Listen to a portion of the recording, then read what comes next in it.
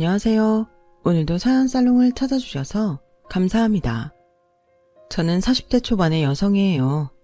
사연을 들으며 저도 제 이야기를 해보고 싶다는 생각을 많이 했어요. 그래도 정말 이렇게 보내기까지는 시간이 좀 걸렸네요. 저도 제 인생에서 이런 이상한 사람들을 만날 줄은 어릴 때에는 꿈도 꿔본 적 없었거든요. 그 사람들은 바로 제 전남편과 그 집안 사람들이에요. 저는 아주 늦둥이로 태어나서 언니와 13살 차이가 났어요. 그러다 보니 가족들 모두 제가 어느 정도 자란 후에도 항상 어리게 보고 뭐든 잘 챙겨주셨어요. 특히 언니는 저를 과보호라고 할 만큼 고등학생 때에도 수학여행 갈 때 짐까지 대신 챙겨줄 정도였어요. 아빠는 제가 대학생 때 대기업을 정년퇴직하시고 넉넉한 노후를 보내시다가 엄마가 평생 소원하던 지방에 집을 지어서 거기로 내려가게 되셨어요. 엄마는 이사를 하기 전 언니한테 신신당부를 하셨어요. 미나야, 우리 수아, 네가 잘 챙겨야 된다. 엄마 아빠 미나 너 믿고 내려가는 거야. 알지? 엄마, 언니한테 부담 좀 그만 줘. 나도 이제 다 컸어. 내년이면 대학 졸업해서 회사 들어갈 텐데 언제까지 애 취급할 거야? 수아, 너 엄마한테 그러지 마. 엄마 아빠도 그렇고 나한테도 넌 언제나 어린애라고. 저는 그런 가족들의 사랑이 좋으면서도 때로는 답답함을 느끼기도 했어요. 항상 어린애 취급을 하는 게 짜증도 났고요. 하지만 그것 역시 저를 너무 사랑하다 보니 그런 거라서 뭐라고 할 수 없는 일이었어요. 그런 부모님의 사랑을 뼈저리게 깨달은 건 결혼하고 나서였어요. 부모님은 제가 대학을 졸업하고 3년쯤 지났을 때 마치 약속이나 하신 것처럼 엄마 아빠 차례차례 돌아가셨어요. 그때 생각을 하면 지금도 가슴이 아프고 눈물이 쏟아져요. 저의 든든한 울타리였던 부모님이 돌아가시고서 저는 회사도 그만두고 한동안 아무것도 못하고 지냈어요. 언니는 그런 저를 보며 안절부절했죠. 다행히 두 분이 저와 언니 앞으로 남긴 재산이 많아서 경제적으로 걱정할 일은 없었어요. 물론 저희도 일을 하고 있으니 그런 게 없었어도 먹고 사는 데에는 문제가 없었을 거예요. 그래도 집에 빚이 있어서 그걸 갚는 사람들도 많은데 오히려 부모님께 많은 걸 받았으니 그 또한 감사했고 거기에서도 든든했던 부모님의 품이 느껴져 또다시 울고 그랬네요. 언니는 제가 기운 없이 부모님만 그리워하고 있을 때 제게 힘을 북돋아줬어요. 수아, 너 이러고 있으면 엄마 아빠가 참 좋아하시겠다. 너 이러라고 나랑 엄마 아빠가 그렇게 애지중지한 줄 알아? 부모님은 계속 우리 지켜보고 계셔. 그러니 너도 부모님 슬프지 않게 기운 차려야지. 안 그래? 엄마 아빠가 너 아이들 가르치는 거 좋아한다고 학원 차려주고 싶어 하셨던 거 알지? 너 마침 회사도 관뒀고 다른 일도 없으니 학원 해보는 거 어때? 언니는 제가 생각도 해보지 못한 이야기를 했고 그 말이 저를 다시 뭔가 도전해보게 만들었어요. 사실 저는 미술 전공이었고 부모님은 유학 가기를 원하셨어요. 하지만 저는 공부보다는 일하는 게 좋았고 괜찮은 기업에 들어가 안정적인 생활을 하고 싶었죠. 저도 고등학교 때부터 초등학생 아이들 미술 지도를 했었어요. 처음에는 동네에 안면이 있는 집 아이들을 가르쳤는데 제가 잘 가르친다고 입소문이 나서 대학 때까지도 꽤 많은 아이들을 가르쳤죠. 우리 수아는 아주 선생님 하려고 태어났나 봐. 유학 가기 싫으면 엄마가 학원 차려줄게. 아니 엄마, 나는 내 힘으로 회사 들어가서 돈 벌고 싶어. 그러니까 그런 말 하지 마. 학원을 차려도 좀 더 있다가 할래. 그렇게 엄마와 했던 대화들이 생각이 났고 저는 바로 학원을 차릴 장소를 물색했어요. 그리고 몇 달 지나지 않아서 미술학원 원장이 되었고요. 언니는 저보고 잘 생각했다며 정말 좋아했어요. 언니 말대로 내가 학원 열심히 하면 엄마 아빠도 하늘에서 기뻐하실 것 같아. 그동안 걱정 끼쳐서 미안해. 언니 힘들지 않게 힘내서 잘해볼게. 난 힘든 거 하나도 없어. 너만 잘 되면 돼. 그리고 넌 잘할 거야. 난 걱정 안 해.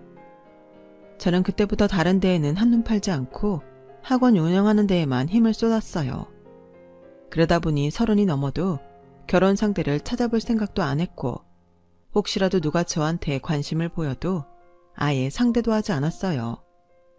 학원은 학생들 좋은 학교에 잘 보낸다고 소문이 나서 정말 잘 되었고 저는 강사분들하고 아르바이트하는 미대생들에게도 인센티브 잘 챙겨주며 모든 면에서 꼼꼼하게 신경을 썼죠. 그리고 부모님 재산이 아닌 제가 번 돈으로 2억 정도를 모았어요. 제가 원래 비싼 명품에도 관심이 없고 외식도 즐기지 않다 보니 돈 쓸 데가 많지 않아서 다른 사람들보다 더 빨리 모았던 것 같아요. 또 살고 있는 집도 부모님한테서 받은 거라 대출 같은 게 나가지 않으니 돈 나가는 데가 많지 않았어요. 그렇게 저는 30대 중반이 됐고 언니는 제가 결혼을 안 한다고 형부한테 하소연을 많이 했다고 해요. 처제한테 결혼 안 한다고 걱정하는 티내면 신경 쓸까봐 직접 말을 못하는 것 같아. 처제, 결혼 생각이 아예 없는 거 아니지? 결혼할 마음이 있는 거면 지금부터 상대를 만나보면 어때? 자상한 성격의 형부는 제가 마음 상하지 않도록 조심스레 말했어요. 보아하니 언니도 형부도 제가 결혼 안 한다고 마음을 많이 쓰는 것 같더라고요. 저는 그때부터 진지하게 결혼 생각을 하게 됐어요. 언니랑 형부한테 더는 걱정을 끼치고 싶지는 않았거든요. 제가 결혼할 마음을 가져서인지 전에는 없던 소개팅이 여기저기서 들어오더라고요. 이전 같으면 거절했겠지만 결혼 상대를 찾기로 한 다음부터는 만날 수 있는 사람은 다 만나본 것 같아요.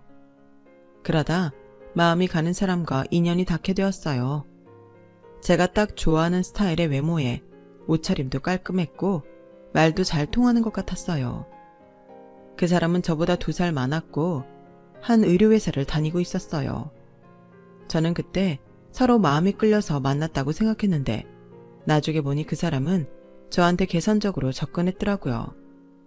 만나고 얼마 안 돼서 어쩌다 보니 연봉 이야기를 하게 됐는데 되게 솔직하게 자기가 버는 돈을 이야기하더라고요. 제가 더 많이 번다는 걸 알면서도 이야기하는 게 저는 오히려 좋아 보였어요. 물론 나중에는 진짜 피눈물을 흘리고 싶을 정도로 후회했지만요. 그 사람과 저는 1년이 좀 안 되는 시간 동안 만나다가 결혼 이야기를 하게 되었어요. 수아야, 내가 생각해봤는데 우리 결혼하려면 내가 돈을 더 모아야 될 것 같아. 사실 우리 집은 평범하다 못해 진짜 소시민 집안이거든.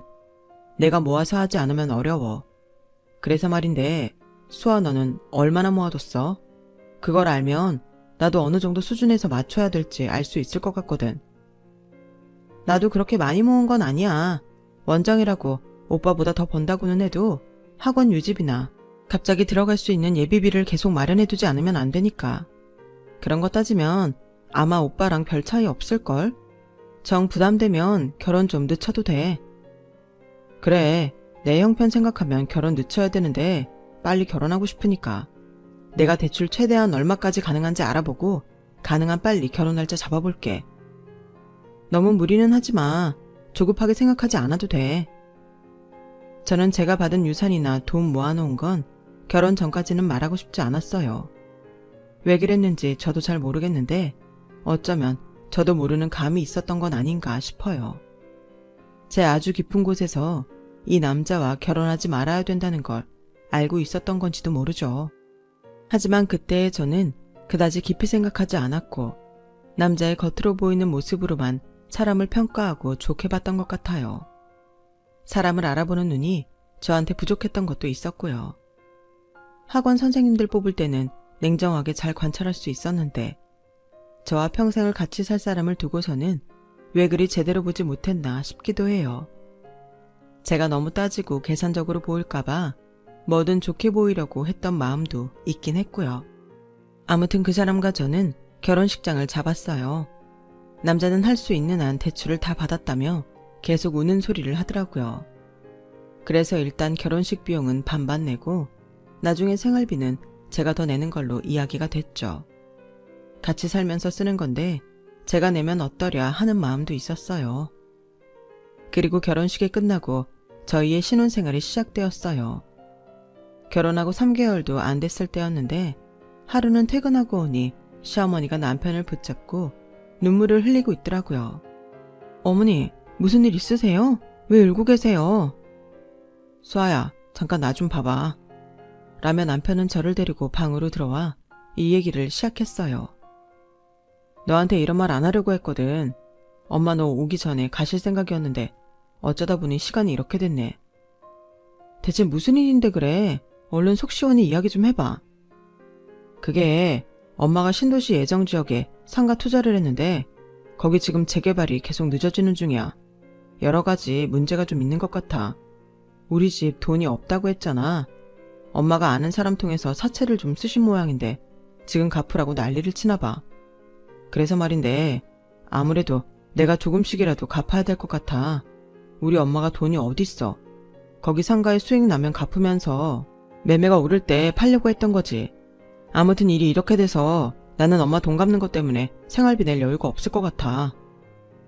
어차피 지금까지도 내가 거의 다 냈잖아. 근데 오빠 어머니 돈 갚아줄 수 있어? 지금 대출 갚는 것도 빠듯하다며. 그러니까 하는 말인데 내가 갚을 수 있는 게 정말 소액이라. 너 학원 예비비나 여유 자금 미리 좀 쓸 수 있어? 엄마 돈 갚아줘. 너도 이제 우리 집 사람인데 시어머니가 돈 때문에 사채 아줌마한테 시달리고 하면 불편하잖아. 오빠 그 예비비 지난달에 학원 보수 공사하고 물품들 다시 드리느라 다 썼어. 내가 버는 거나 오빠가 버는 거나 비슷하다고 전에도 말했잖아. 어머니 힘드신 건 알겠는데 그걸 오빠가 갚는다고 했다가 대뜸 나보고 갚아달라고 하니 당황스럽네. 그래, 알았다. 뭐 크게 기대를 하고 말한 건 아니야. 라며 남편은 이 맛을 쩝쩝 다졌어요. 뭔가 제 대답이 썩 마음에 들지 않는 것 같더라고요. 하지만 저는 남편이 자기가 갚을 것처럼 말하다가 갑자기 저보고 학원 예비비와 관리비 같은 걸로 자기 어머니 빚을 갚아달라고 하니 반사적으로 이건 아니라는 생각이 들었어요. 그날부터 남편은 저를 대하는 게 정 같지 않았어요. 무슨 말을 해도 듣는 둥 마는 둥 하고 짜증도 잘 내고 어쩌다 외식 좀 하자고 하면 너나 잘 먹고 잘 살라며 신경질을 내는데 점점 이 사람하고 오랜 세월을 함께 살 수 있을지 겁부터 덜컥 나기 시작했어요. 그러더니 어느 날인가는 밥을 먹으며 TV에서 하는 드라마를 보는데 거기서 부부끼리 돈 이야기하는 게 나오더라고요. 그걸 본 남편은 이렇게 말하더군요. 부부간에 서로 돕고 하는 맛이 있어야지. 서로 네 돈 내 돈 이러니까 저렇게 멀어지는 거라고. 아, 초장부터 한 식구된 마음으로 살아야 되는 건데. 꼭 저보고 들으라고 하는 말 같았지만 저는 못 알아듣는 척 아무 말도 하지 않았어요. 학원에 쓸 돈은 분명 제가 사적으로 사용할 수 없다고 말했는데 왜 저러는 건지 답답한 마음이 들더군요. 그래도 시간이 지나면 남편도 마음이 풀리고 이해할 날이 올 거라고 막연히 생각했어요. 하지만 저의 그런 기대는 완전히 빗나갔어요. 그 일은 한 주 뒤에 시댁에 갔을 때 일어났어요. 시댁에는 시어머니뿐 아니라 지방에서 자취를 하는 시동생까지 와 있는데 분위기가 심각하더라고요. 남편도 시댁에 들어가자마자 어떡하냐며 한숨을 푹푹 쉬더라고요. 좀 전까지 멀쩡하던 남편이 왜 이러나 싶어서 보는데 시동생이 저한테 이렇게 말했어요. 형수도 이야기 들었죠. 엄마가 상가 투자한 지역이 지금 건물이 안 올라가서 힘들다는 거요. 아, 네, 많이 힘드시겠어요. 라고 하자 시어머니는 눈물을 찍어내며 혀를 차며 아휴, 말로만 힘들겠다고 하면 뭐하나. 누가 우리 사정을 알아준다고. 남은 남이지. 그래, 아무리 결혼했다고 자기네 식구하고 같겠어? 또 무슨 일이 있었어요? 어머니, 제가 요즘은 들은 말이 없어서 잘 모르는데요. 내가 저번에 말했잖아. 엄마 투자금으로 빌린 돈 갚으라고 난리친다고. 근데 사실 그거 엄마만 투자한 게 아니라 나랑 형석이도 하나씩 해서 그 돈이 꽤 되거든. 뭐? 오빠 그런 말은 안 했잖아. 그럼 어머니만 돈을 빌린 게 아니라 오빠랑 도련님도 돈을 빌린 거야? 형수, 그래서 이게 액수가 꽤 되거든요. 5억이에요. 저는 입이 다물어지지 않았어요. 대체 이 사람들은 뭘 믿고 그렇게 큰 돈을 은행권도 아닌 개인한테 빌려서 이런 상황까지 오게 된 건지 저로서는 도저히 이해가 되지 않았어요. 그리고 세 사람이 동시에 저를 바라보는 눈빛에서 그 돈을 내가 갚아주면 좋겠다는 기대가 너무 보이더라고요. 저는 그 일에 말려들고 싶지 않아서 제가 먼저 입을 열지 않았어요. 시어머니는 계속 눈물을 찍어내며 저한테서 고개를 돌리시더라고요. 아휴, 밥도 안 넘어가고 사는 게 사는 것 같지도 않고 늙음하게 이게 뭔 고생인지 내가 이렇게 될 줄 누가 알았겠어. 엄마, 이럴수록 기운을 내야지. 그래 엄마, 형 말이 맞아. 어쨌든 형수랑 얘기 잘해봐야지. 시동생이 저와 얘기를 잘해본다는 말이 곧 저한테 돈을 갚아달라는 말인 줄 알았지만 저는 가만히 있었어요. 그러자 시동생은 어쩔 수 없다는 듯 드디어 본론에 들어가더군요. 형수, 이만큼 했으면 알아들으실 줄 알았는데 굳이 제 입으로 말이 나오게 하네요. 형수 학원 그거 담보로 대출 좀 받읍시다. 다만 얼마라도 좋으니 저희 급한 불은 좀 꺼야 될 거 아니에요. 그건 어려울 것 같아요. 학원에도 무슨 일이 생길지 모르는데 그걸 담보로 하라뇨. 제 사정을 한 번이라도 물어보고 할 수 있냐고 하셔야지. 다짜고짜 대출받자고 하는 건 아닌 것 같네요. 아니, 30 중반에 학원까지 운영하는 사람이 그만한 여유자금도 없는 거 맞아요? 저도 결혼하느라 있는 돈은 다 썼어요. 오빠도 저보다 1살 많은데 대출까지 받아서 결혼자금 대느라 돈이 없잖아요. 30 중반에 학원 운영한다고 뭐가 다르겠어요? 제가 학원에 관한 돈을 쓸 수 없다고 오빠한테도 다 말했는데요. 그래도 형수는 운영자니까 형보다는 나을 거 아니에요. 그러지 말고 우리 좀 도와주고 같이 편하게 살아요. 그렇게만 해주면 우리가 형수한테 얼마나 고마워하겠어요. 엄마도 그런 거 나 몰라라 하실 분 아니에요. 형수한테 더 잘하면 잘했죠. 형수도 기왕 시집 온 거 시댁에서 대접받는다고 사람들한테 자랑하고 싶지 않아요? 도련님은 대출 받거나 어디서 돈 빌릴 곳 없으세요? 저는 지금 여유가 없다고 분명히 말씀드렸고요. 뭐라고 말씀하셔도 그럴 만한 여력이 안 돼요. 저도 상가 산다고 대출받고 해서 돈이 없어요. 돈 말할 때 있으면 이러고 형수 붙잡고 아쉬운 소리 하겠어요? 저희 그런 사람들 아니에요. 형수가 안 되면 형수 친정에는 말 못해요. 아니면 주변에 빌릴 사람 없어요? 제가 친정이 시댁 돈 갚는다고 돈 좀 빌려달라고 하면 어머니나 도련님은 좋으시겠어요? 결혼한 지 얼마 되지도 않았는데 그런 일로 제가 돈 빌리면 언니나 형부도 안 좋아하실 것 같아요. 빌려주지도 않을 것 같고요. 그리고 제가 빚을 져서 돈을 갚으면 그 돈을 지금 여기 계신 분들 중에서 누가 갚는데요? 다들 지금 갚을 능력이 안 돼서 고민하시는 거잖아요. 저도 조금이나마 힘이 되어드리고 싶긴 하지만 지금 저희 생활비도 거의 다 제가 번 돈으로 충당하고 있어서요. 정말 죄송한데 그 돈 마련은 저도 어려울 것 같아요. 라고 하자 시어머니는 머리를 감싸지며 그 자리에 드러누웠어요. 아우, 늙으면 죽어야 되는데 어쩌자고 거기 상가들은 사가지고 며느리한테 이런 꼴을 당하고. 됐다. 이게 다 내가 인덕이 없어서 그런 거다. 엄마, 그런 말이 어딨어. 돈 마련할 능력이 있으면서 안 해주겠다는 사람이 문제지. 엄마가 무슨 문제라고. 같은 가족이 됐으면서 저렇게 선 긋고 매정한 사람들이 있더라. 라며 시동생은 대놓고 저를 희번뜩 노려보더라고요. 순간 무서운 마음이 들었지만 저는 아무 말도 하지 않았어요. 집에 돌아와서 생각하니 아무리 상가 때문에 빚을 졌다고 한들 그게 그렇게 5억이나 되는 건지 의문이 들더라고요. 그래서 남편한테 물어보니 한 사람당 상가를 하나만 사들인 게 아닌 거였어요. 신도시 개발 예정이라고만 되어 있는 곳에 아직 짓지도 않은 건물 상가를 뭘 믿고 그렇게 사들인 건지 제 상식으로 도저히 이해가 가지 않았어요. 게다가 제가 부모님과 언니한테 보호만 받고 자라서인지 가족들이 저한테 돈 달라고 한꺼번에 달려드는 상황이 너무 이해가 되지 않았어요. 또 말끝마다 저한테 같은 가족이 됐다고 저한테 자기들이 빚진 돈을 갚으라는 것도 말이 안 된다고 생각했어요. 저를 정말 자기네 가족으로 생각했다면 오히려 제가 부담될까봐 더 조심해야 되는 게 맞는 거 아닐까요? 그리고 저는 그날 밤 남편이 화장실에서 세수를 하며 혼잣말하는 걸 듣고 마음에 벽이 생기게 됐어요. 아, 진짜 생각보다 독하네. 생긴 건 순순히 잘 주게 생겼는데 어떻게 저렇게 끄덕도 안 하지? 저는 그제야 남편이 저하고 왜 결혼을 했을까 좀 생각해보게 됐어요. 하지만 그런 걸 곰곰이 따져볼 새도 없이 다음 날부터 시어머니는 시도 때도 없이 저를 불러들이기 시작했어요. 제가 빚을 갚아주지 않는다고 심술을 부리는 거였죠. 우리 집 냉장고가 좀 이상한 것 같은데 이거 사람 좀 불러서 서비스 좀 받아줘라. 이게 무상 서비스 기간이 지나서 돈을 내야 되거든. 너도 알다시피 우리가 지금 한 푼이라도 아껴 써야 할 처지 아니냐. 네가 이런 것도 못 해주지는 않지?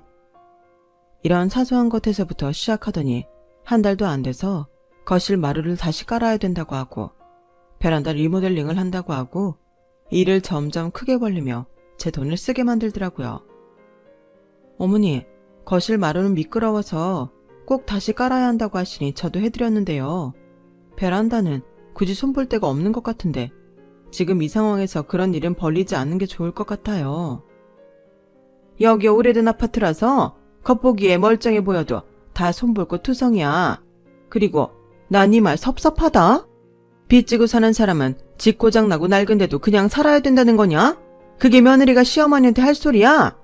너 독한 거 알아보긴 했다면 그렇게까지 나를 비참하게 만들어서 너한테 득이 되는 게 뭐 있니? 그런 뜻은 아니었고요. 기분 상하셨다면 죄송해요. 베란다 리모델링은 제가 한번 알아볼게요. 됐다. 내가 다 업자까지 봐놨는데 뭐 네가 알아본다고 그래. 너한테 청구서 날라가면 그거나 계산 잘해. 그러더니 일방적으로 전화를 뚝 끊더라고요. 시어머니가 저를 그렇게 괴롭히는데도 남편은 저한테 미안하다거나 돈은 많이 들지 않냐는 빈말은 한 번 안 하더군요. 저는 점점 남편하고 멀어졌고 제 스스로가 남편과 같이 있고 싶지 않아서 어느 순간부터는 방도 각자 쓰게 됐어요. 혼자서 잠이 들 때면 언니가 이 사실을 알면 얼마나 속상해할지, 형부는 또 얼마나 걱정을 할지 그런 것부터 떠오르더라고요. 그리고 제가 신혼 때부터 이런 돈 문제로 시댁과 남편한테 시달릴 거라고는 꿈에도 생각을 못했기 때문에 어쩐지 제 신세가 처량하게 느껴지고 눈물이 났어요. 그러던 어느 날 시동생한테서 전화가 왔어요. 형수, 곧 우리 아버지 기일이에요. 근데 우리는 제사 안 지내고 그날 다 같이 만나서 식사 함께 하거든요. 그럼 제가 저녁을 준비하면 되나요? 아니면 점심이요? 아니, 누가 형수가 한번 먹고 싶대요. 저희도 집에서 밥 안 하니까 어디 괜찮은 한정식 예약이나 하시라고요. 어느 정도 수준을 예약해야 되는지는 안 가르쳐줘도 되죠? 이런 데는 짠순이처럼 굴지 말고 돈 좀 쓰세요. 부담은 갖지 마시고요. 아니, 사람을 짠순이니 어느 수준으로 예약하라느니 이럴 땐 돈 좀 쓰라느니 그런 말을 해놓고 부담 갖지 말라고 하면 제가 부담이 안 생기나요? 시동생도 제가 돈을 안 해준다고 심통이 난 것 같아서 그러려니 했고 저는 한정식집을 알아봤어요. 그래도 돌아가신 시아버지 기일이라는데 결혼한 지 얼마 안 된 며느리가 기념일은 잘 챙겨드려야 하니까요. 저는 고급 한정식집에서 가장 비싼 코스를 예약했고 시아버지 기일에 저와 남편 그리고 시어머니 시동생이 만났어요. 그런데 시어머니는 첫 번째 음식이 나왔을 때부터 한 입 딱 먹더니 젓가락을 집어 던지듯 놓으며 고개를 도리질하더라고요. 아우, 뭐 이렇게 싱겁고 간이 안 맞는다니? 이런데 괜히 인테리어만 그럴싸하게 해놓고 먹을 거 하나 없다니까? 라더니 그 다음 음식도 메인으로 나온 밥과 장어 떡갈비까지 못 먹겠다고 한 입씩만 먹고 아예 다 치우라고 직원을 부르는 거였어요. 시동생도 생각보다 맛이 없다며 투덜거렸고요. 그런 와중에 남편은 아무 말 없이 자기 앞에 차려진 걸 다 먹더라고요. 저는 시어머니가 진상처럼 직원한테 간이 안 맞는다. 이거 다 국산인 거 진짜냐? 원가가 얼마고 가격은 얼마냐? 이런 걸 물어보는 통에 너무 무안했지만 꾹 참았어요. 어머니, 입에 안 맞으세요? 그래도 이게 이 집에서는 제일 비싼 코스인데요. 여기 어르신들이 제일 좋아하신다고 해서 예약한 곳이라 좋아하실 줄 알았어요. 그러게, 네가 이래서 센스 없다는 소리를 듣는 거야. 나한테 미리 뭐가 좋을지 물어보기는 해야 될 거 아니냐? 아무리 애들 아빠 가신 날이라고 해도 먹는 건 우리인데 사람 입맛에는 맞아야 될 거 아니니? 너는 그렇게 둔해가지고 어떻게 애들한테 미술을 가르친다고 그러니? 예술은 센스 있고 좀 빠릿빠릿해야 되는 거 아니냐? 네가 그러니 그 나이 되도록 손에 쥔 돈도 없는 거야. 먼저 가신 양반도 내가 이렇게 한 입도 못 먹은 걸 알면 저 세상에서 속상할 텐데 아주 요새 당체 입에 땡기는 것도 없고 그 양반 가신 날까지 이러니 내가 먹을 복이 없나 보다. 하여간 형수도 참 엄마한테 전화해서 뭐 드시고 싶으시냐? 그거 하나를 못 물어봐요. 나도 보니까 여기가 이름값으로 비싸지 맛있지가 않네. 젊은 사람들인데 엄마는 오죽하겠어요. 저는 이 사람들이 일하는 게 제가 돈을 안 줘서라는 걸 알고 있었어요. 하지만 저도 시아버지 기일이니 참고 넘어가려고 했죠. 그런데 남편이 자리에서 일어나더니 다들 나가자. 내가 다른 데서 밥 살게. 뭐 여기는 당신이 알아서 정리하고 나와. 우리는 우리 입맛에 맞는 거 먹으러 갈 테니까. 그 말에 저도 더는 참을 생각이 없어졌어요. 그럼 그렇게 해. 오빠가 그러겠다는데 내가 무슨 말을 하겠어. 그런데 앞으로 다시는 내가 이런 고급 한정식집 예약하고 온 식구 다 모셔오는 일은 없을 테니까 그렇게 알아. 내가 미리 전화해서 드시고 싶은 걸 예약한다고 한들 또 맛없다 하시면 그때는 나도 어쩔 도리가 없잖아. 괜히 돈만 쓰고 서로 마음 상하느니 그게 나을 것 같아. 그리고 오늘 여기서는 어머니랑 도련님 거의 드시지도 않았는데 제가 다 돈 내야 하는 거니까요. 이번 용돈은 못 드릴 것 같아요. 그래도 불만 없으셨으면 좋겠어요. 라며 제가 영수증을 들고 개인실을 나오는데 뒤에서 시동생이 와 진짜 싸가지 대박 없어. 저게 며느리가 하는 태도야? 라는 목소리가 들렸고 남편은 거기에 대해 아무 말도 안 하고 나가자는 말만 하더라고요. 순간 저는 남편하고 더 이상 힘들겠다는 확신을 했어요. 남편마저 저를 그렇게 보고 돈 안 준다고 안색을 바꾸고 사람을 공격하는데 그런 남자랑 어떻게 같이 살 수 있겠어요. 저는 집으로 오면서 속으로 혼자 짧았던 결혼 생활을 정리했어요. 정말 잘 살아보고 싶었는데 결혼하자마자 시댁의 빚잔치에 휘말려서 그 돈 갚아줄 수 없다는 거에 저를 못살게 구던 모든 일을 떠올리니 분하고 눈물이 나더라고요. 저는 그날 늦게 들어온 남편과 말 한마디도 하지 않았고 다음날 이혼 전문 변호사 사무실을 몇 군데 다니며 조언을 받고 이혼 소송을 준비하기 시작했어요. 제가 결혼해서 지금까지 유책사항이 전혀 없고 오히려 시댁과 남편이 돈 문제로 저를 힘들게 했기 때문에 전적으로 저에게 유리할 거라고들 했어요.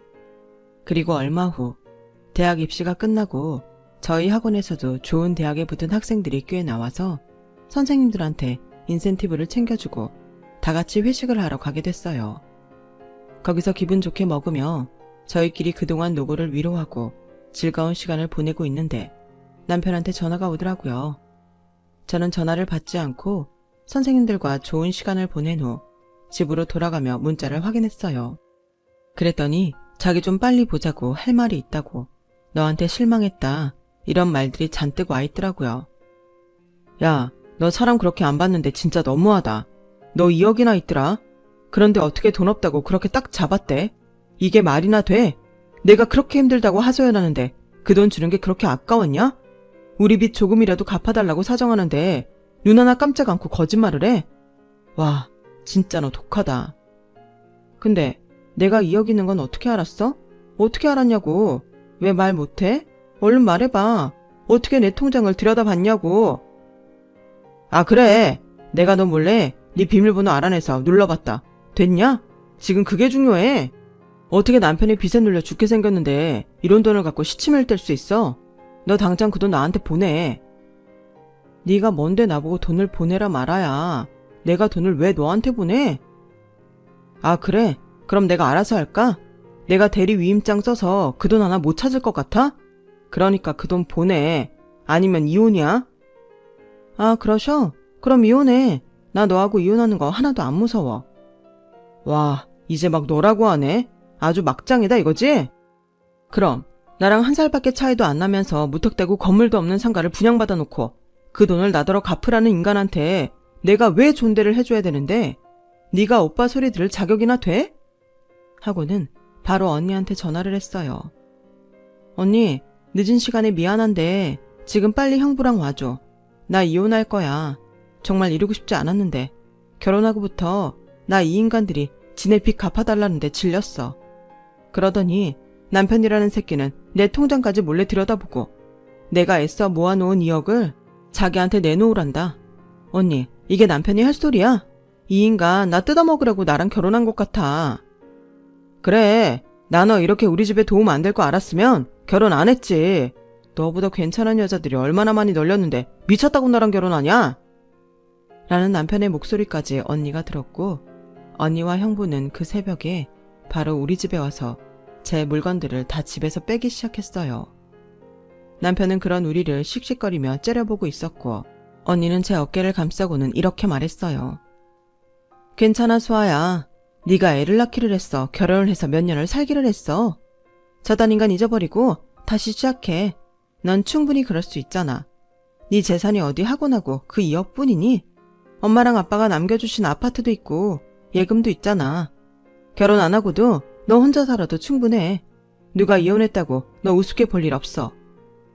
그 말을 듣자 남편은 갑자기 표정이 변하더니 언니 앞에 두 손을 모으고 공손하게 고개를 숙이더라고요. 처형, 제가 좀 성급했던 것 같아요.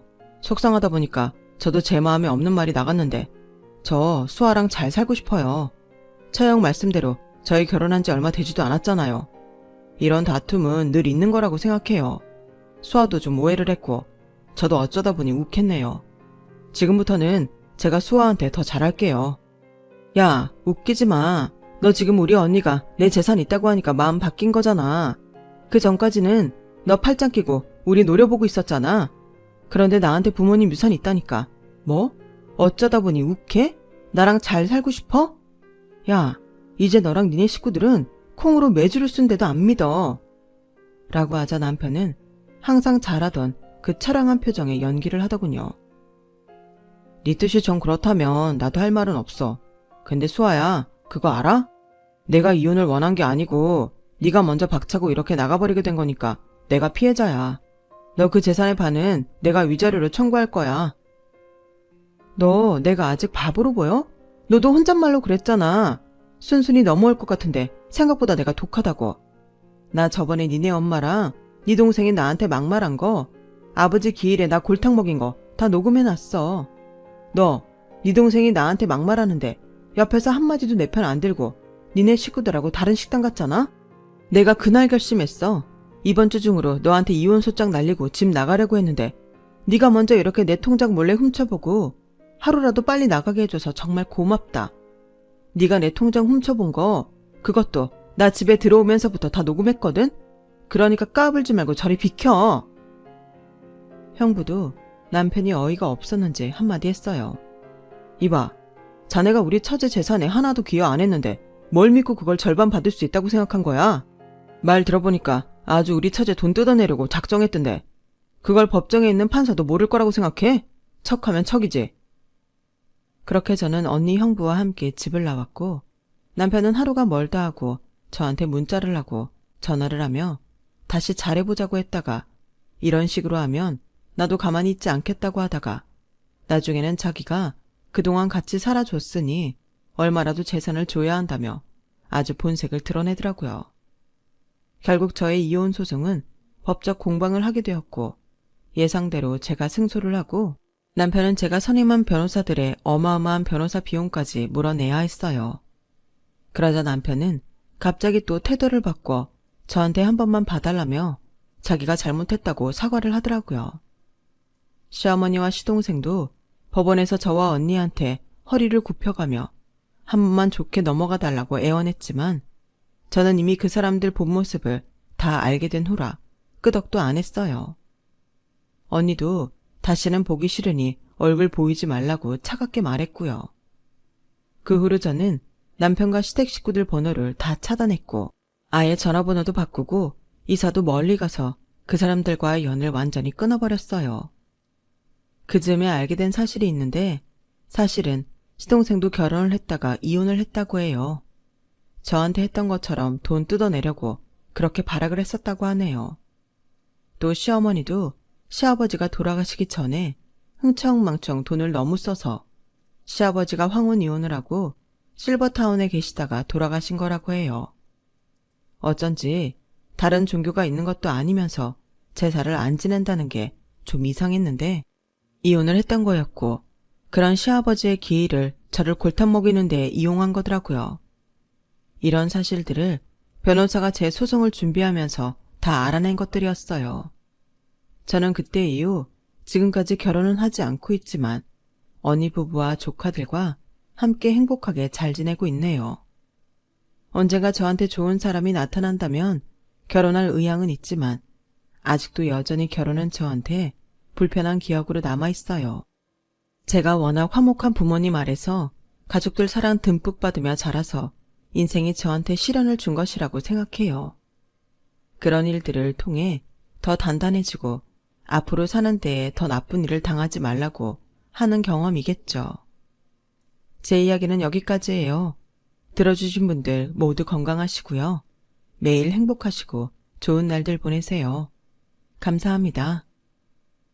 여러분, 사연 댓글에 응원과 현명한 조언 부탁드려요. 좋아요와 구독은 저에게 큰 힘이 됩니다. 오늘도 좋은 일 가득하세요.